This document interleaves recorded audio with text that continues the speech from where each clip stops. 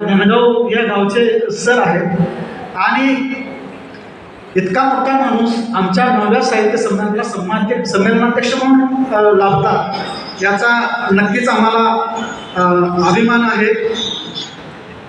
मी sir तुमचं या साहित्य संमेलनाचे अध्यक्ष म्हणून स्वागत करतो. त्यानंतर आपल्याकडं उद्घाटक म्हणून जे लाभलेले आहेत ते प्राध्यापक रणधीर शिंदे, प्राध्यापक डॉक्टर रणधीर शिंदे हे शिवाजी विद्यापीठामध्ये मराठी विभागाचे प्रमुख होते आणि आता मराठी साहित्य क्षेत्रामध्ये त्यांच्यासारखा समीक्षक दुर्मिळ आहे. कारण सरांनी एखाद्या पुस्तकावरती लेखन केलं, सरांनी एखाद्या मध्ये घालणारे अतिशय कल्पक असे आमचे मित्र तानाजी राजे चिंचणीकर, व्यासपीठावरील इतर मान्यवर, कारण नावामध्ये काही चुका होण्याची शक्यता आहे, उपस्थित साहित्यप्रेमी बंधू भगिनी मित्र.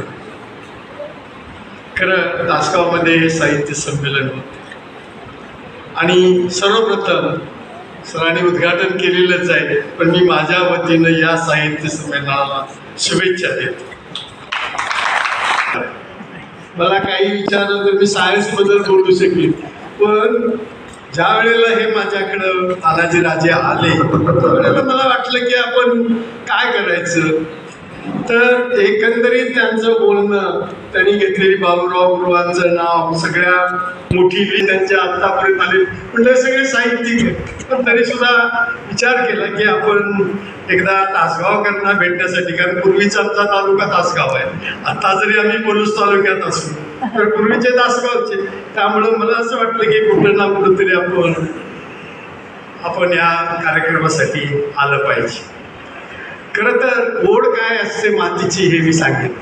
खरं तर मी कालच मुंबईवरून परत आलोय, एक दिवसाकरता आता आलोय आणि उद्या परत जाणार आणि उद्या मला पंजाबला जायचं. आता एवढ्यासाठी मी तानाजी राजेंना फोन केला आणि म्हटलं की बाबा मला जरा माफ करा, मी एक दिवस पुण्यात थांबतो, कारण वय पण जास्त व्हायला लागले, त्यामुळं तसंच मी पुढं जाईन पंजाबला.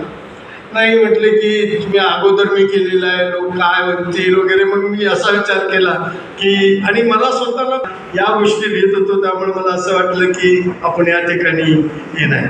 आपल्याला महाराष्ट्राच्या साहित्य परंपरा आत्ताच डॉक्टर रणधीर शिंदेचं झुरे सरांनी सुद्धा अतिशय चांगल्या पद्धतीनं तासगावच्या गोष्टी सांगितलेल्या आहेत. मला फक्त साहित्यामध्ये माझ्या लहानपणी माझं 10वीपर्यंत शिक्षण आमच्या गावी झालं धनगाव, त्यामुळे माझी साहित्याची परंपरा म्हणलं की मला पहिली एकच गोष्ट आठवते. ज्यावेळेला साहित्याचा मला शब्दही माहीत होती बाराखडी, त्या काळामध्ये एक गोष्ट होती की लहानपणी काही न समजता औदुंबरच्या साहित्य संमेलनात जाणं, कारण ज्या ठिकाणी साहित्य संमेलन भरतं त्याच्या अगदी समोरची शेती माझी आहे, त्यामुळं तो एक असायचं की शेतामध्ये गेलं की नदीच्या पलीकडे नावेतून जायचं हा एक वेगळा, आणि तो एक उत्सव असायचा.